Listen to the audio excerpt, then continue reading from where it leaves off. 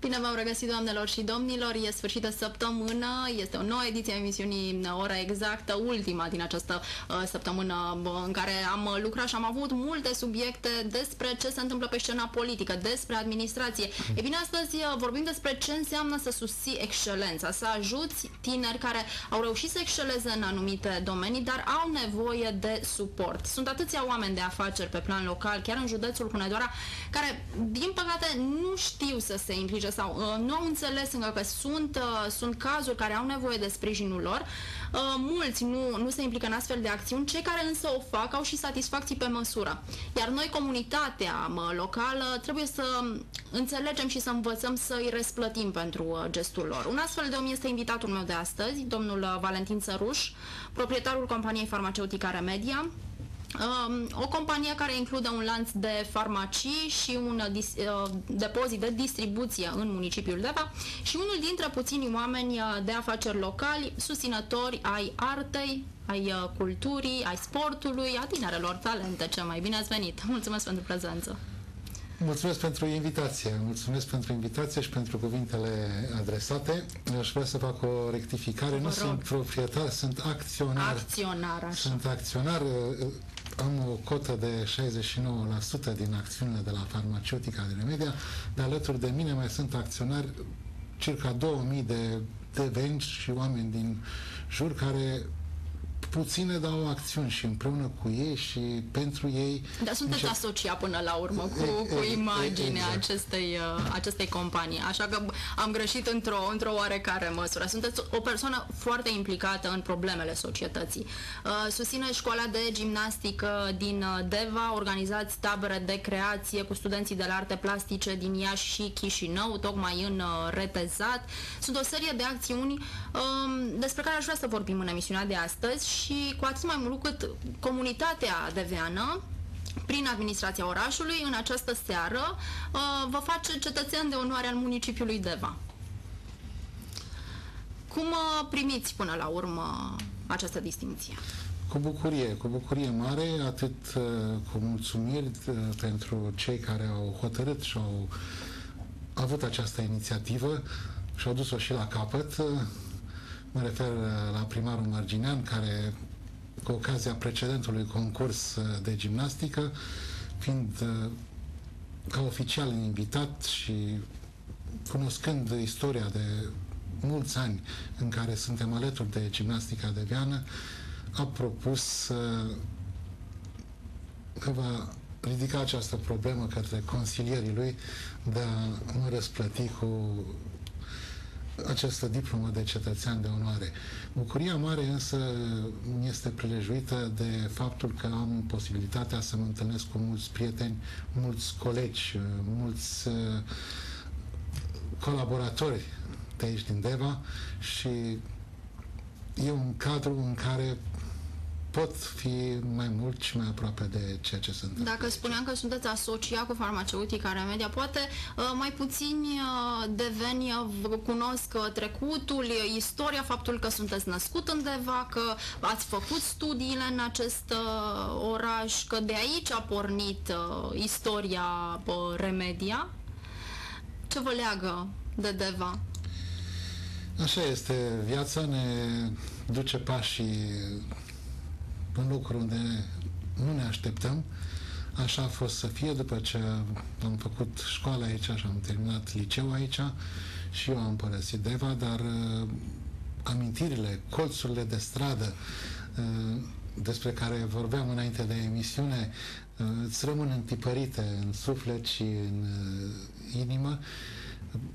Provocările pe care orașul, experiențele pe care le trăiești, dar în special oamenii, și aș spune că există multă omenie și mult respect aici. Într-un oraș precum Deva. Sigur nu putem să-l comparăm cu Viena, locul unde trăiți acum, însă poate la un moment dat, ținând cont că e în plină dezvoltare, o să ajungem măcar acolo, la măcar o treaptă din scara la care se află Viena. Deva a fost totdeauna pe o pe o treaptă ascendentă, pe un curs ascendent, oamenii s-au străduit mereu să dezvolte lucruri frumoase și sunt convins că se va reuși și felicit pe cei care... Deci suntem pe calea cea bună, spuneți dumneavoastră. Suntem. De unde a pornit ideea de a sprijini performanța, de a sprijini tinerele talente de la sport, artă, cultură? Sigur, e o paletă foarte largă. Performanța e necesară în tot ceea ce facem, e necesară pentru fiecare și la Deva s-a dovedit chiar în zilele care au trecut că se poate realiza performanță. Mă refer la atleta Florentina Marinco, care a câștigat două titluri de campioană mondială. La triplu salt și la săritura în lungime. Și aceste exemple, aceste pilde trebuie susținute astfel ca ele să poată să fie urmate și de către alții, să constituie un model și preocupare și pentru alții tineri. Păi să sperăm că o să devină, pentru că astfel de rezultate, sigur că așteptăm din partea oricărei tinere care face gimnastică, face atletism.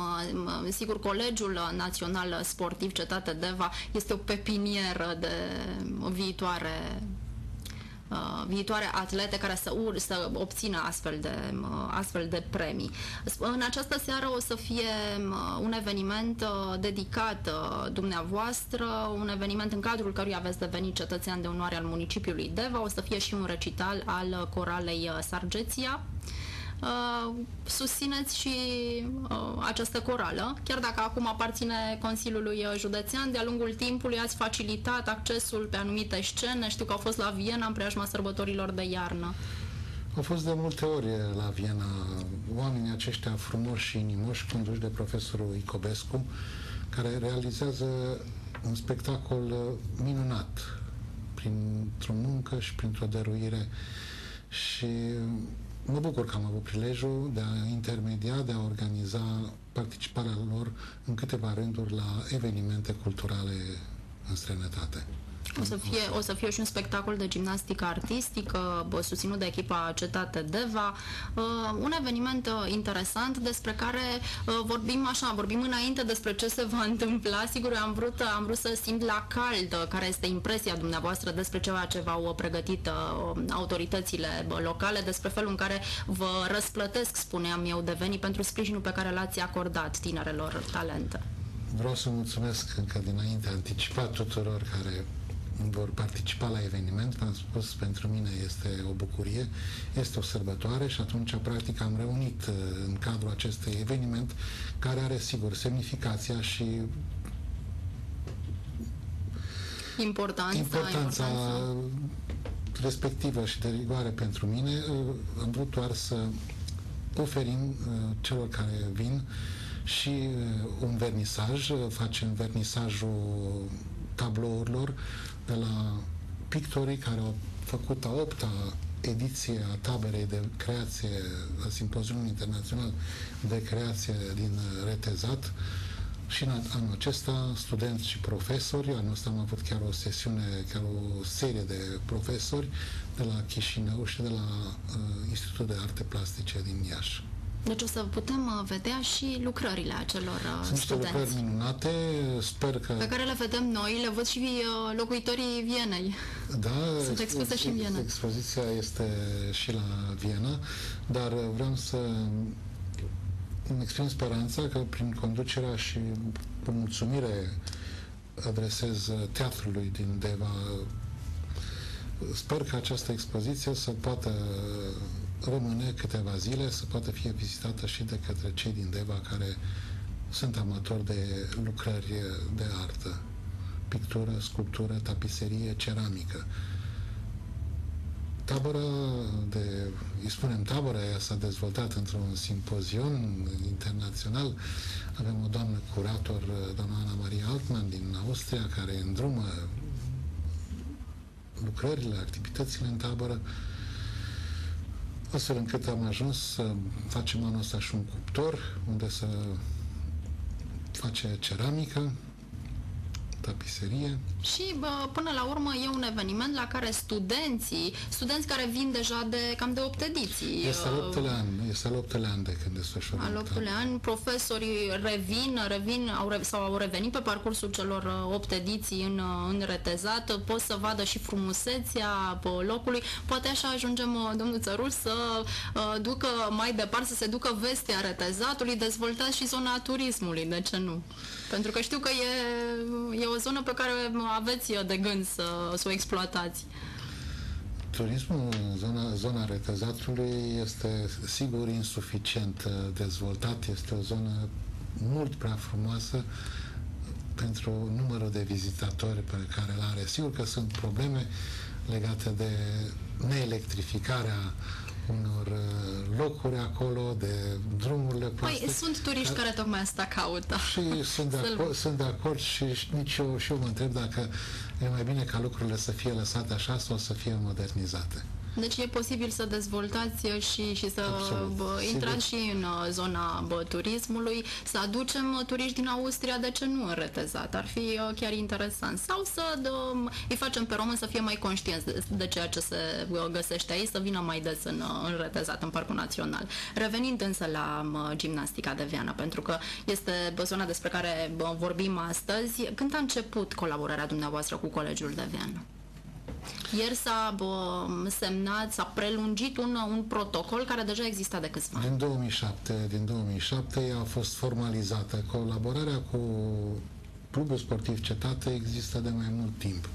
Farmaceutica Remedia în mod tradițional a ajutat cu susținătoare de efort, cu medicamente la nevoie pe sportivi și pe profesori. Am colaborat cu medicul de la școală. Nu doar susținătoare de efort, nu doar medicamente, ci și burse, pentru că e foarte important pentru un sportiv să nu aibă nicio grijă financiară, să-și vadă de pregătire și de competiție. Este meritul, aș zice, al profesorului și al directorului Adrian Liga de a avea o adresare, de a fi făcut atunci, la vremea aceea, în 2007, o adresare caldă și deschisă către o firmă locală de a găsi mai mult sprijin pentru a susține pe tinerii care aveau nevoie și material și ca medicație să continue și să facă această activitate. Deci a știut la ușa cui să bată, dacă putem să spunem așa. Eu pomeneam că sunt multe firme hunădorene care, poate de nivelul companiei pe care o reprezentați, dar care nu au această deschidere. A fost și un moment de rezonanță, a fost și pe fondul, sigur, bucuriei mele de a fi la Deva și de a putea face ceva pentru Deva, de a face ceva pentru tinerii din Deva și mai ales pentru sportivi care depun atâta efort, atâta străduință. Și atât mai mult cu cât Deva este recunoscută pe plan național, european, pentru rezultatele bune și pentru gimnastele pe care le-a dat. Așa este. Deci e oarecum și nostalgia vremurilor mai bune decât acum, din gimnastica de Viana. Așa este. Știm cu toții că, practic, aici a început Nadia Comăneci, după Onești, aici a început școala de gimnastică românească cu Bela Caroli și Marta Caroli și continuată cu succes de reprezentanții de azi. Bun, această colaborare ce presupune mai exact cu școala de Viana de gimnastică? Sunt acele medicamente pe care le oferiți tinerelor gimnaste, sunt susținătoarele de efort, sunt burse, le oferiți însă anumitor gimnaste, stabiliți dumneavoastră punctual către cine merge sprijinul? Considerăm că nevoile și le știe acasă cel mai bine fiecare. Noi am fost solicitați ca să oferim un sprijin, un ajutor și acest ajutor nu se limitează numai la poate ceea ce este protocolat, la ceea ce se vede. Sunt mult mai multe întâmplări, mult mai multe evenimente care au loc în viața sportivă. Mi-aduc aminte de 3 fete care erau atlete, le-am invitat la Viena prima dată și-au făcut pașaport ca să plece în străinătate și aceste fete au venit 3, au făcut o ștafetă și au câștigat locul întâi la semi-maraton. Au primit niște diplome și niște cupe mari și au fost atât de fericite că au putut să facă fotografii. Sunt și situații când poate e vorba de nevoia de a consulta un medic. Sportul de performanță este asociat cu riscul de accidentare. Și atunci au fost și situații când am sprijinit sportive care au venit la Viena pentru consult medical și pentru intervenții după caz.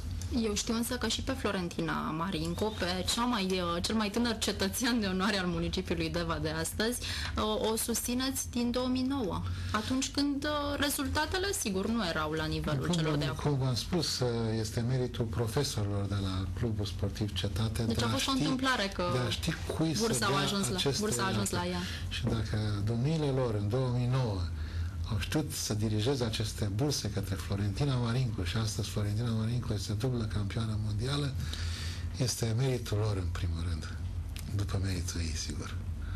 Este și o satisfacție pentru dumneavoastră, pentru cei care sprijină sportul și performanța? Este o mare satisfacție. În primul rând, satisfacția nu e dată, cred, de medalii și de diplome, ci de bucuria pe care o citim și pe care o vedem pe fețele sportivilor când participă și când reușesc să performeze, sigur, fiecare la nivelul lui.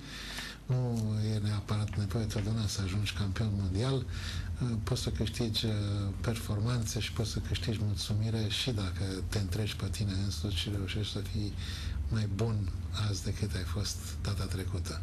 Sprijinul pe care îl acordați Colegiului Sportiv Cetatea Deva nu merge doar în burse, în susținerea tinerelor gimnaste, ci și în organizarea anumitor competiții.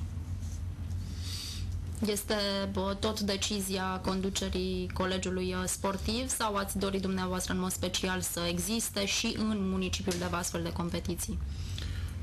Nu, deciziile de organizare a concursului sunt conforme cu calendarul sportiv al cluburilor sportive respective, al federațiilor de gimnastică. Ceea ce Farmaceutica Remedia face este să vină în întâmpinare cu tricouri, cu premii în bani, cu diverse oferte care le realizăm pe perioada acestor concursuri ca să facem mai atractivă și mai interesantă această activitate, atât pentru sportivi, cât și pentru publicul spectator. Păi și acum, dacă s-a reînnoit această colaborare, să sperăm că o să fie pe o perioadă, e stabilit o anumită perioadă de colaborare, e pe termen nelimitat. Ne-am angajat, ne-am pus ca obiectiv și ne dorim ca să avem ca obiectiv anul 2020, când fetele care au fost prezentate ieri au șanse să ajungă la Olimpiadă, au șanse să ajungă la campionatele mondiale. Deci până atunci o parte din ele n-ar trebui să aibă griji financiare, sunteți acolo să vegheați asupra lor. Sigur că nevoile sunt mult mai mari, noi ne străduim să acoperim o părticică. Eu știu că sprijinul pe care îl acordați de acum încolo va fi ceva mai mare decât în perioada anterioară. Cifrele poate nu sunt mai puțin importante. Sunt importante că reușim să fim alături și sigur că ne-am bucurat și ne bucură dacă și alții vor veni în întâmpinare. Locul nostru... Dar ce ar trebui să înțeleagă cei care au posibilitatea, firmele care au posibilitatea să ajute, ce ar trebui să înțeleagă ei? Sau cum anume ar trebui să apară în ei sentimentul ăsta de sprijin? Cum bine ați spus la început, e nevoia de a performa, nevoia de a sprijini dezvoltarea unor tineri, indiferent că e vorba de sport sau de alte ramuri. Și cred că poate cu toții care desfășurăm activități antreprenoriale ar trebui să fim mai atenți la aceste aspecte, de a acorda burse de studiu, de a acorda premii, de a acorda susținere, nu numai pentru performanța sportivă, dar și pentru cei care realizează artă, care realizează știință, care realizează literatură, să-și găsească fiecare în domeniul unde să... Acum, dumneavoastră v-ați implicat pe toate planurile. Nu. Unde? Din contră Păi e art, e cultură, e muzică, da, e artă, deci astea două sunt direcțiile noastre principale. Farmaceutica Remedia își votează o politică de sponsorizare care în principal susține Școala de Gimnastică din Deva, Clubul Sportiv din Deva și sponsorizează această tabără de creație din Retezat. Sigur că dacă rezultatele ne permit,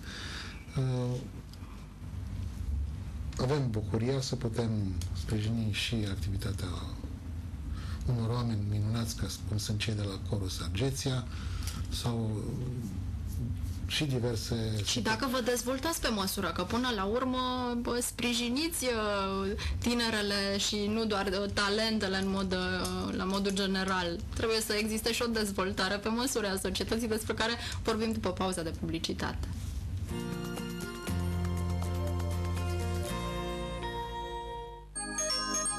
Sezonul ofertelor estivale continuă. Intră pe jisc.ro pentru a afla pontul verii de la experții noștri. Numai până la 31 iulie primești cadou TVA-ul la orice produs achiziționat. Totul pentru o vară perfectă. Pe jisc.ro. Dacă îți dorești o casă din lemn ca în Austria sau Germania, la un buget între 20.000 și 60.000 de euro pe care să ți-l permiți ca român, trebuie doar să te adresezi constructorului care și-a câștigat notorietatea în vest prin diversitatea modelelor adaptate cerințelor fiecărui client. Casă Lemn Harghita, 20 de ani de experiență, peste 500 de case construite, clienți mulțumiți. Sună-l pe constructorul din Harghita și vei avea casa din lemn pe care o visezi. Stop durerii și sângerării, tratamente moderne pentru hemoroizi și fisuri anale. Procedurile nu implică intervenție chirurgicală și nici internare. Pacienții își pot relua activitățile cotidiene imediat. Colonoscopia și ecografia sunt gratuite în cadrul tratamentului. Laurus Medical. Sănătate prin calitate. Policlinica Medsim va aduce o echipă medicală de excepție. 2 medici oftalmologi renumiți în Germania operează acum la Deva. Cataracta este rezolvată prin operații minim-invazive cu ultrasunete și implant de cristalin artificial de calitate superioară. Cabinetul de consultații și sala de operații beneficiază de tehnologie de ultimă oră. Mesele chirurgicale, microscopul operator, materialele și instrumentarul medical rivalizează cu cele din marile centre universitare.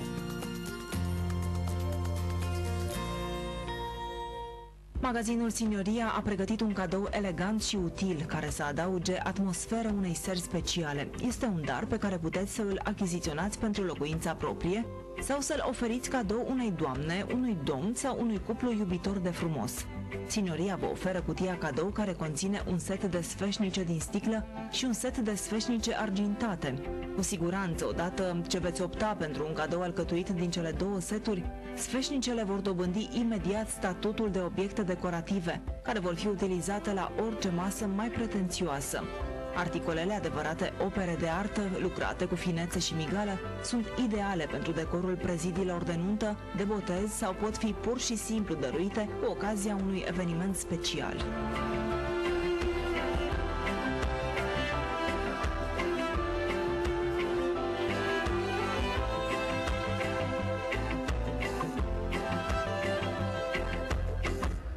Pentru sănătatea dumneavoastră, evitați excesul de sare, zahăr și grăsimi.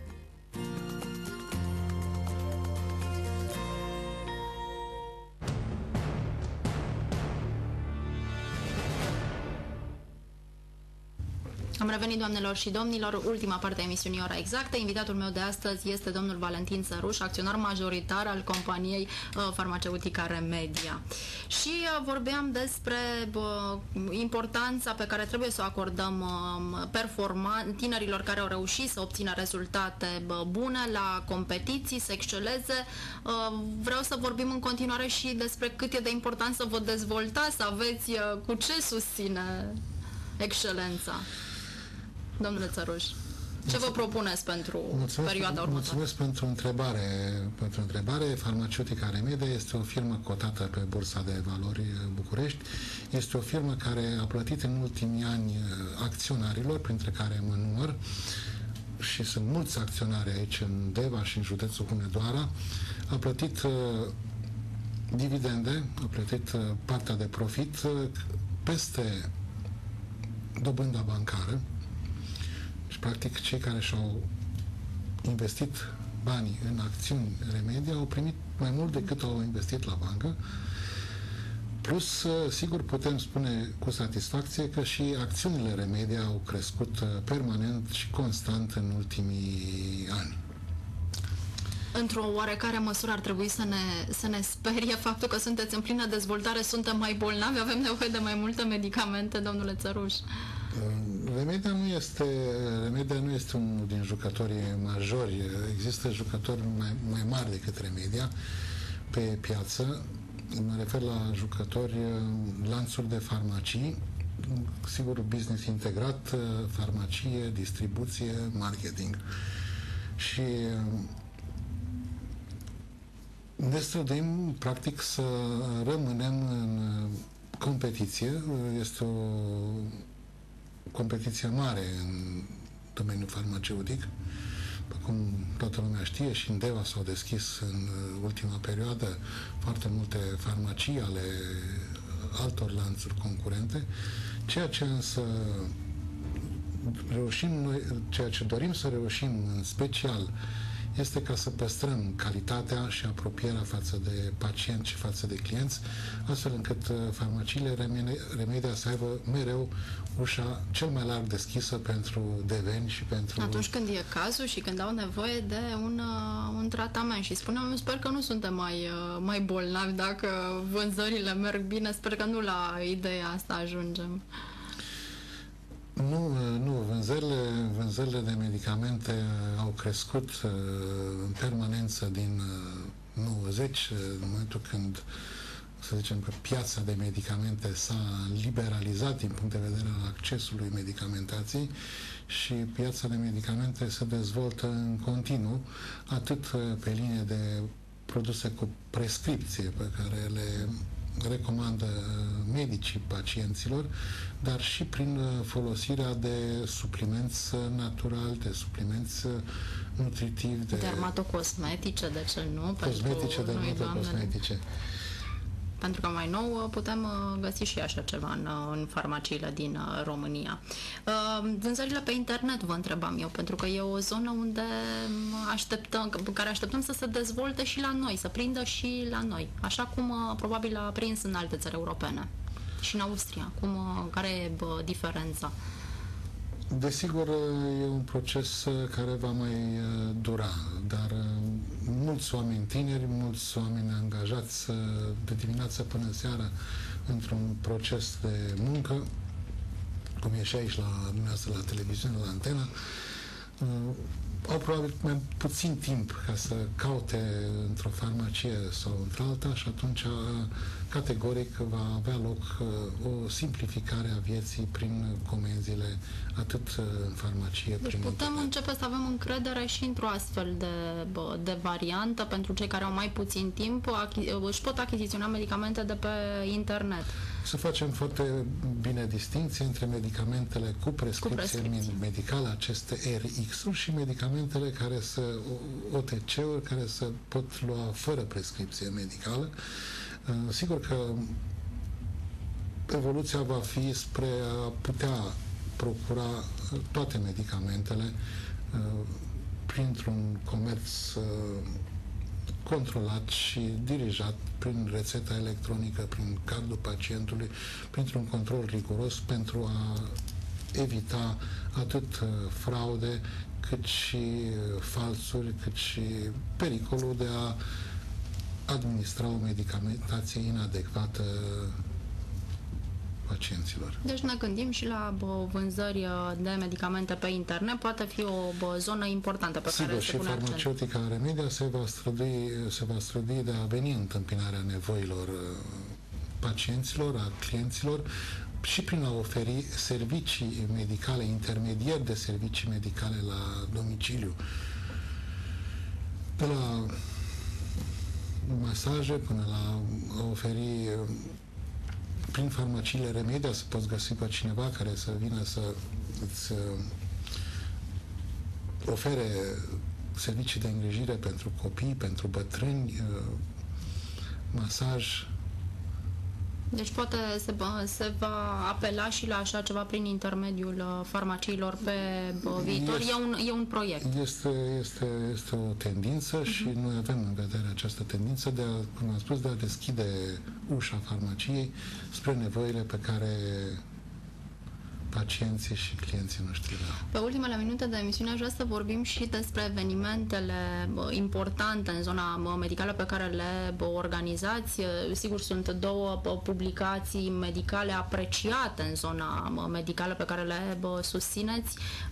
Cum merg lucrurile aici? Cum evoluează? Știu că în luna decembrie există acel congres de transplant la Viena. Da, activitatea de farmaceutică nu este doar poate cea care se vede, cea care cu care luăm contact până la urmă în fiecare zilnic, zi. este mult mai complexă, impune o legătură cu lumea medicală, cu profesorii, cu universitățile și astfel la farmaceutică Remedia am dezvoltat colective care organizează evenimente medicale, care organizează, cum ați spus, acest congres de transplant în Viena, unde căutăm să aducem expertiză, să asigurăm și pentru personalul, pentru farmaciștii de la Remedia, posibilitatea de a fi mereu informați și de a fi în trend cu ultimele dezvoltări ale medicinei. E forumul farmaciștilor, iarăși un eveniment la care știu că participă și farmaciști din tradițional, farmaciștii la Remedia au participat la întâlniri cu farmaciști din Austria, atât la Viena cât și la București. Am avut 3 ediții de forum al farmaciștilor din România și Austria, unde au dezbătut metodele de bună practică pentru a desfășura profesional, corect și eficient activitatea. Suntem aproape de final. Aș vrea să-mi spuneți ce vă propuneți dumneavoastră pentru perioada următoare. Am înțeles că dezvoltare, susțineți în continuare pe tinerii. Categoric vom susține în continuare. Aveți vreun plan anume? V-ați propus ceva pentru perioada următoare?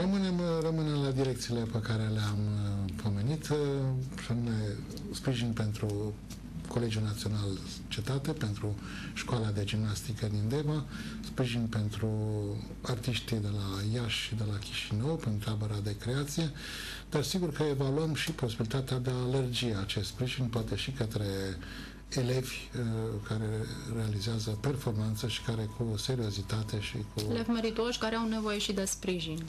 Vă mulțumesc că ați fost alături de noi astăzi. Eu mulțumesc frumos. Vă doresc și dumneavoastră. Și mult succes astăzi la evenimentul de la ora 18:30. Vernisajul expoziției de pictură, corul Sargeția și o demonstrație de gimnastică la care... Vienezii pot să vadă această expoziție până în decembrie, dacă nu greșesc. Dacă aveți drum prin Viena, puteți să vedeți o părticică din retezată expusă la Viena. Așa este. Vă mulțumesc încă o dată pentru prezență. Eu vă mulțumesc frumos. Dumneavoastră vă mulțumesc pentru atenția cu care ne-ați urmărit, doamnelor și domnilor. Un sfârșit de săptămână reușit. La revedere!